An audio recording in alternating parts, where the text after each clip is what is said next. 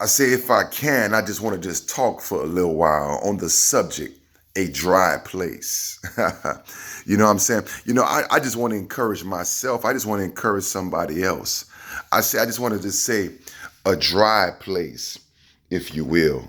You know, I think that's very important. Let me put that down right here. A dry, let me see here. Look like I'm not even spelling correctly here. Look at here. A dry place.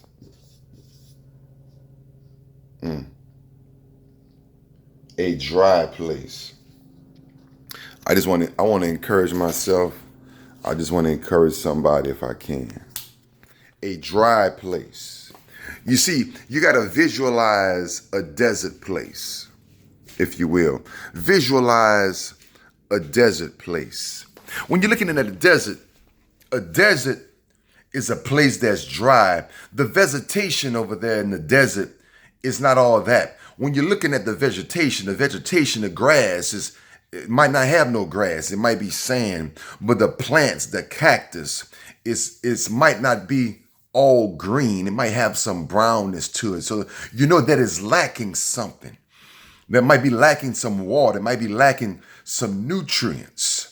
So you got to observe the dry place in your life. The dry place is that you're lacking something. There's something that's missing. There's some relationships that might be missing. There's a place of quiet time that you might have to spend time at. I'm talking about the dry place.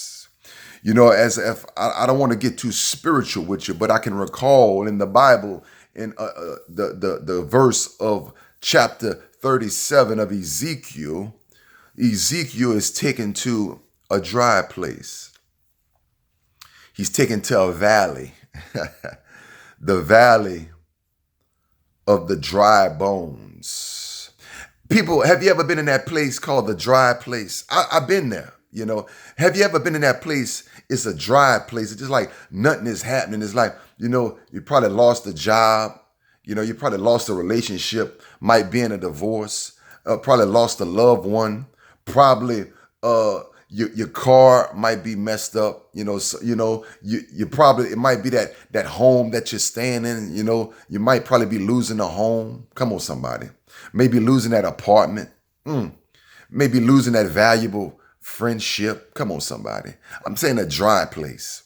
You see, that dry place is to get you to the next place. You see, when you're in a dry place, you got to understand that trouble don't last always. The dry place is just to get you to that understanding to whereas, what am I doing here? Because the dry place is not happening. You know, when it comes to like people like that like to drink, there's like dry areas. There's places that they might not have liquor. Come on, somebody. When I'm thinking about a dry place, I'm thinking of a place where there is no moisture, there is no fruitfulness. Can I take it a step further? I started looking at what's going on in Hawaii. You know, I've been to Hawaii, and Hawaii is very fruitful to the point to whereas the vegetation there is so rich. Let me give you an example. When I was in Maui, Hawaii, I had cut myself on my hand. I don't even recall where I cut myself at. And excuse me, you know, if you're looking at the way I'm looking, you know what I'm saying? I mean, excuse me, you know, how I'm looking.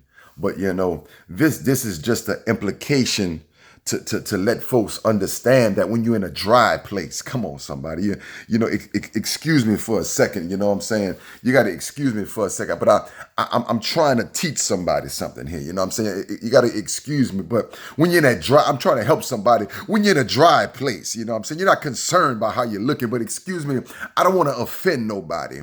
But when you're in a dry place, as I was saying about when I was in Maui, yeah, I recall that I cut myself, and when I was going to catch the bus, the transportation, the public transportation, there was a aloe vera plant that I use and I put on my cut.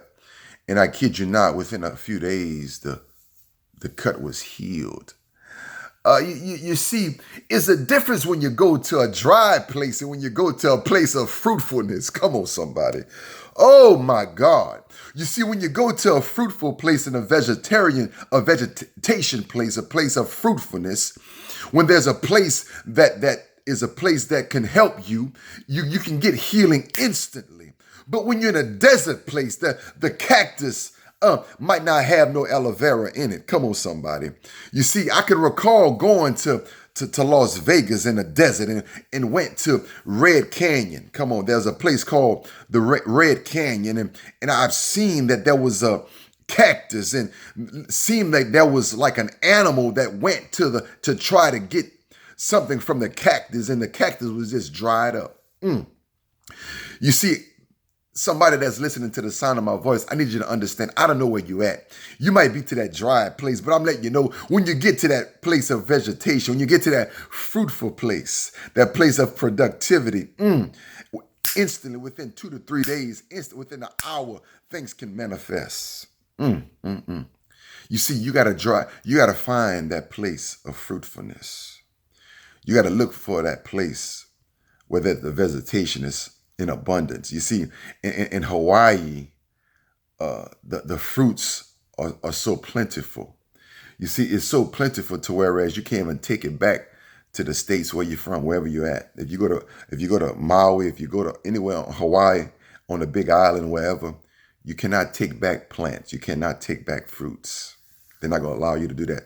What you talking about, Sean? Let me tell you. I forgot I had some 2 pomegranates in my backpack. And when I was leaving out, they said, "Oh, sir, you got to either eat this or throw it away." What you think I did? Man, I'm going to eat my pomegranates. You know what I'm saying? Let me tell you something. I don't know where you at right now, but if this message is for you in dealing with that dry place, I'm letting you know that trouble don't last always. It's a season that you got to go through. But in your due season, you got to make sure that you're hearing the right voice, because that wrong voice can get you caught up. And sometimes we look for things in other people. Hey, look, I'm talking to myself. I'm preaching to myself. You see, sometimes we look for things in others, but we got to find them within ourselves. The thing that you're looking for is deep within. You just got to search, seek, and you shall find. Knock, and the doors shall be open unto you. But the first one is you got to ask. You see, once you start asking, when you start asking, you see, there's people that comes in your life that want to bless you, but you got to find the right ones that's coming in your life. I tell people there's 3 types of people.